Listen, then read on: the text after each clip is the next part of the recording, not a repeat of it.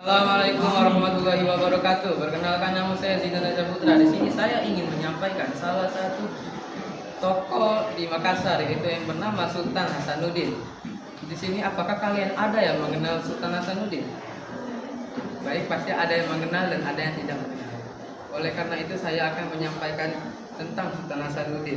Sultan Hasanuddin lahir di Makassar, Sulawesi Selatan pada 12 Januari 1161 dengan nama Ai Malumbasi Muhammad Bakir Daeng Matawan Karaeng Monto Manggeapi. Walaupun terlahir di keluarga bangsawan, Sultan Hasanuddin selalu bergaul dengan warga-warga biasa. Ketika Hasanuddin berusia 8 tahun, ayahnya Sultan Muhammad Said naik kita sebagai Raja Goa ke-15. Jiwa kepemimpinan sudah menonjol saat beliau masih kecil. Selain itu, Hasanuddin juga dikenal sebagai anak yang cerdas dan pandai berdagang. Sultan Hasanuddin mengenyam pendidikan di Masjid Botola. Ia juga kerap diajak ayahnya menghadiri pertemuan kerajaan. Ayahnya ingin Hasanuddin bisa belajar ilmu diplomasi dan strategi perang. Di masa mudanya juga, Hasanuddin sudah beberapa kali dipercaya untuk menjadi deklarasi kerajaan Goa, mengirimkan pesan ke berbagai kerajaan.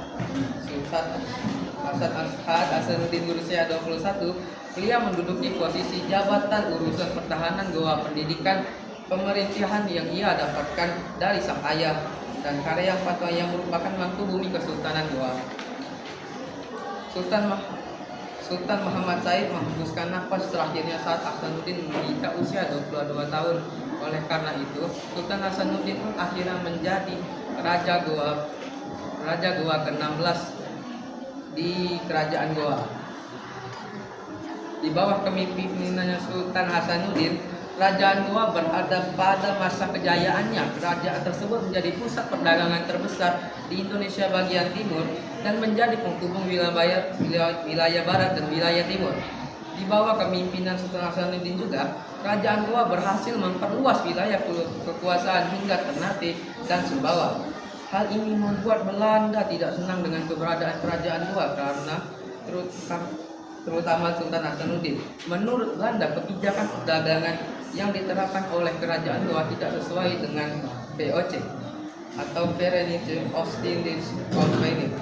Ketegangan antara kerajaan Goa dengan VOC ini sudah terjadi sejak pemerintahan Sultan Alauddin sejak tahun 1616.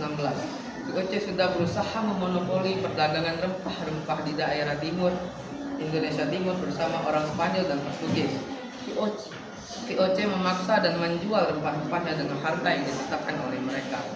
Tidak cukup di situ, VOC juga secara licik mengatur rakyat agar menebang pohon pala dan cengkeh di beberapa tempat. Tujuannya agar jumlah rempah-rempah jadi terbatas dan ekonomi rakyat dan kerajaan menjadi melemah. Tapi hanya kerajaan Goa yang menolak monopoli yang dilakukan oleh VOC. Dalam upayanya melawan Belanda, Sultan Hasanuddin harus memperluas wilayah kekuasaannya. Pada Februari 1660, Sultan Hasanuddin memanggil Tobala Arung Ternate. Ia meminta Arung Ternate untuk memimpin orang Bone untuk memperkuat pertahanan Makassar dalam melawan Belanda. Tobala Arung Ternate menyatakan bahwa dirinya selaku pemimpin orang Bugis Bone siap berperang bersama Sultan Hasanuddin melawan Belanda. Hal ini demi menjaga harga diri dan martabat orang Bugis Bone. Tobala memimpin orang Bugis Bone untuk pergi menjaga wilayah yang terletak di bagian belakang Makassar. Tobala juga melaporkan bahwa Belanda selalu mengajak Tobala untuk melawan Sultan Hasanuddin. Tobala Arung Ternate membawa orang Bone yang berjumlah 10.000 berjalan melintasi gunung-gunung tinggi menuju Makassar. Sampai di Makassar, mereka dibagi kelompok ditugaskan untuk menggali parit di sepanjang garis pertahanan di pantai Makassar. Proses penggalian parit ini dilakukan secara paksa. Orang Bone dipaksa bekerja siang malam untuk menggali parit. Perlakuan ini membuat Arung Palaka, pimpinan kerajaan Bone, marah dan tergerak untuk melakukan pemberontakan. Belanda mulai merasakan ada percikan konflik internal di dalam kerajaan Goa. Tanpa menunggu lama, Belanda memanfaatkan celah ini untuk membuat kerajaan Bone yang awalnya berada di bawah kerajaan Goa menjadi sekutunya Belanda untuk membantu VOC.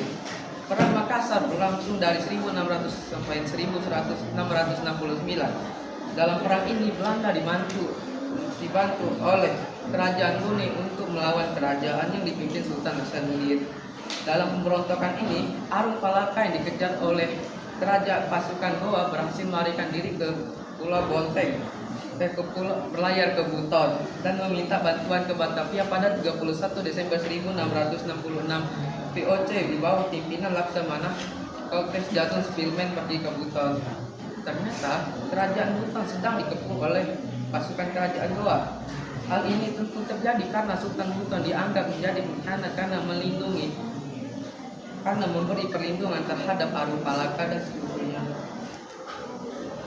Saat itu, pasukan Goa yang berjumlah kurang lebih 15.000 pasukan mengepung kerajaan Buton. Mereka terdiri dari orang Makassar, Bugis, dan Mandar. Ketika orang Bugis mendengar Arung Palaka datang, mereka yang jumlahnya ribuan itu menganggap bahwa mereka akan dibebaskan, jadi mereka pun menyerang kerajaan Goa. Pasukan kerajaan Goa pun kacau balau. Selain itu, orang-orang Mandar juga tidak merasa berkewajiban untuk membela kerajaan Goa melawan orang-orang Bugis tadi. Keadaan ini membuat kerajaan Goa mudah sekali untuk dilumpuhkan dari pihak luar Belanda. Belanda dan sekutunya sampai ke benteng Somba Oku atau kediaman Sultan Hasanuddin. Keadaan tersebut membuat Sultan Hasanuddin terbesar. Mau tidak mau Sultan Hasanuddin pun mendatangani perjanjian yang disebut dengan Perjanjian Bongaya yang berlangsung pada 18 November 1667 di Bongaya. Secara garis besar, isi Perjanjian Bongaya seperti berikut. 1. Belanda mendapat hak monopoli di Makassar. 2. Makassar harus melepaskan daerah di jajahannya. 3. Belanda boleh mendirikan benteng di Makassar. 4. Arung Palaka harus diakui sebagai Raja Bone. 5. Makassar harus mengganti rugi biaya perang. Karena tidak punya pilihan, Sultan Hasanuddin pun harus menyetujuinya walaupun perjanjian ini merugikan kerajaan Goa. Sultan Hasanuddin kembali melakukan perlawanan terhadap Belanda. Dalam perlawanan ini, Belanda berhasil menguasai benteng terkuat kerajaan Goa, yaitu benteng Somba. Akhirnya kerajaan Goa yang dipimpin Sultan Hasanuddin harus kembali tunduk pada Belanda. Kegigihan Sultan Hasanuddin yang tidak pantang menyerah ini dijuluki sebagai De Hantes van Hepelstone oleh Belanda, atau artinya ayam jantan dari timur. Setelah Belanda berhasil mengalahkan Goa, Sultan Hasanuddin mundur dari benteng Somba Oku ke benteng Kale Goa. Walaupun mundur, Sultan Hasanuddin tidak mau tunduk dengan Belanda yang sudah membuat rakyatnya sengsara. Sultan Hasanuddin kemudian memutuskan mengundurkan diri dari tahtanya pada 29 Juni 1669. Pimpinan kerajaan Goa kemudian diberikan pada putranya Ai Mapatomba Daeng Moraga dengan gelar Sultan Amin Hamzah. Setelah menjabat sebagai raja, Sultan Hasanuddin lebih menghabiskan waktunya untuk mengajar agama Islam pada masyarakat sekitar. Sultan Hasanuddin akhirnya menghembuskan napas terakhirnya pada 12 Juni 1670 di usia 39 tahun. Jasadnya disemayamkan di pemakaman Raja Benteng Kale Goa, Kampung Ternate Tamalate, yang diperuntukkan khusus bagi raja-raja Goa. Atas seluruh jasanya dalam perjuangan melawan penjajah, Sultan Hasanuddin diangkat menjadi pahlawan nasional pada tanggal 6 November 1973 berdasarkan keputusan Presiden RI nomor 087/TK tahun 1973. Sekian presentasi dari saya. Kalau ada salah kata mohon maaf karena saya juga manusia. Wassalamualaikum warahmatullahi wabarakatuh.